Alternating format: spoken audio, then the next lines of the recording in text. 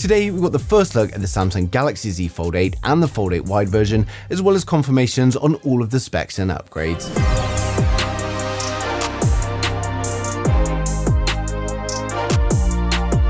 So first up, we had the reveal of the Z Fold 8 Wide version last week from OnLeaks, showcasing that new wider form factor. And of course, I created these renders here based on those leaks to give you a clear look at what you can expect.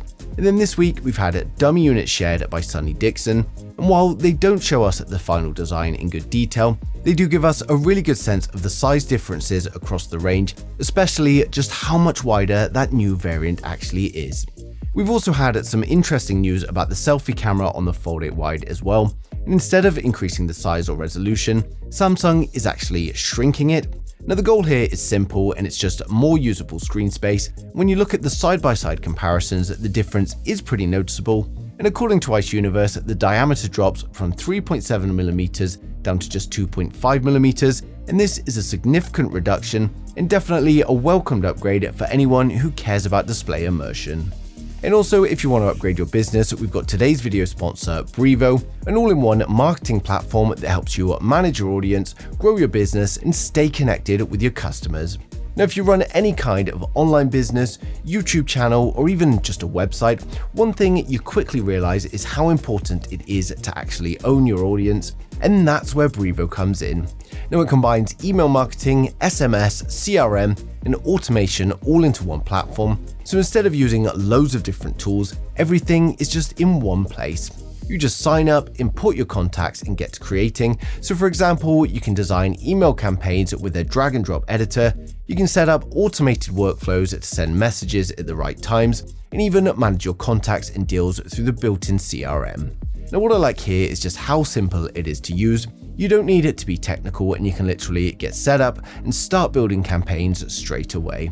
Now it's also got a really solid free plan, so you can send up to 300 emails every day without paying anything, and this makes it great to test out before committing. And unlike some other platforms, you're not paying based on how many contacts you have, but it's actually based on how many emails you actually send, and this makes it much fairer and also makes it a lot more scalable as you and your customers grow. So whether you're building a mailing list, running a business, or just want to stay better connected with your audience, Brevo is definitely worth checking out. And of course, if you do want to try it for yourself, I placed a link down in the description below. You can use the code TTTechnology to save 50% on the starter and standard plans for the first 3 months, but this is for new customers only.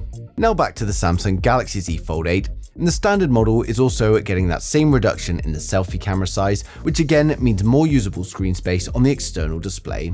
But the biggest upgrade this year is of course going to be the folding display itself.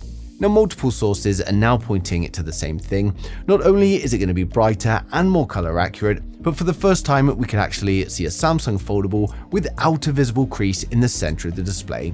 Now Samsung already showed this technology at CES. While it wasn't officially the Fold 8 on stage, it clearly shows the direction they were trying to head in, and the key change here is the display structure. Instead of a single layer of ultra-thin glass, reports suggest it's now a dual-layered approach, and this not only helps reduce or potentially eliminate that crease in the center, but it also improves the durability over time, and if that holds true, it could finally solve the biggest complaint people had about foldables for years. Now the standard Z Fold 8 is also going to keep to a triple camera setup, but there are some upgrades here as well. It's going to keep the 200 megapixel primary sensor, but it's now going to pair it with a 50 megapixel ultra wide and a 12 megapixel telephoto with 3 times optical zoom. Now that gives you a much more balanced and versatile camera system overall. With Samsung continuing to push AI image processing, we can expect improvements to clarity, dynamic range, and digital zoom as well. Now on the wide version, things are slightly different, and you're still getting the 200 megapixel primary camera and the ultra wide, but the telephoto has been dropped, so you're losing optical zoom in favor of that wider form factor. Now when it comes to the design of the standard Z Fold 8, Samsung is continuing to refine things rather than completely change them. Now the previous generation already improved weight, but this time they're pushing things a little bit further, and the Z Fold 8 is expected to come in at around 200 grams, which is roughly 15 grams lighter than its predecessor, and that's likely down to increased aluminium usage and small refinements in the overall structure. But what's really impressive is that reduction isn't coming at the cost of battery life, and in fact it's the opposite. The Z Fold 8 is reportedly getting a 5000 mAh battery, which is a huge jump from the 4400 mAh we saw before, which means that we're looking at something that's lighter, thinner, and longer lasting, which is a pretty rare combination, especially for foldables. Now, we've also had reports about the launch schedule changing slightly this year as well, and according to the Korea Economic TV, the event is now expected to take place on the 22nd of July, which is a couple of weeks later than usual, and they've also confirmed it's being held in London, although the overall timing is likely going to remain similar to previous launches. Now, when it comes to the design itself, thankfully we've already had leaks from OnLeaks for both the Z Fold 8 and the Z Fold 8 wide version. When it comes to early design leaks, OnLeaks has been consistently accurate over the years, so there's very little reason to doubt what you're seeing here. Now, as you can tell from the renders though, the standard Fold 8 doesn't change dramatically in terms of the overall design, and the biggest improvements are happening internally with the hardware and the display. But of course, the Fold 8 wide on the other hand does stand out more clearly with that much wider aspect ratio and a simplified dual camera setup. Now, one thing we still don't know though is the color options.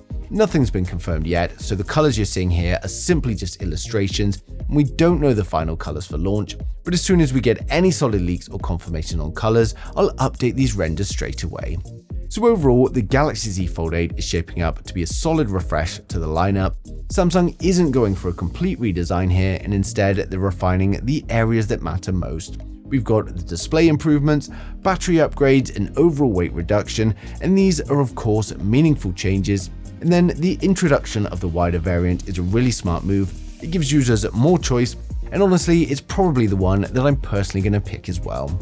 Now, of course, with AI continuing to be a big focus for both Samsung and Google, it's going to be interesting to see what new features are introduced, especially ones that take advantage of the foldable form factor. And of course, we're not too far away from the official launch now, so expect more leaks and confirmations to come in as we approach it. And of course, I'm going to be sharing them as soon as they come in, so make sure you subscribe so you don't miss a thing in the future.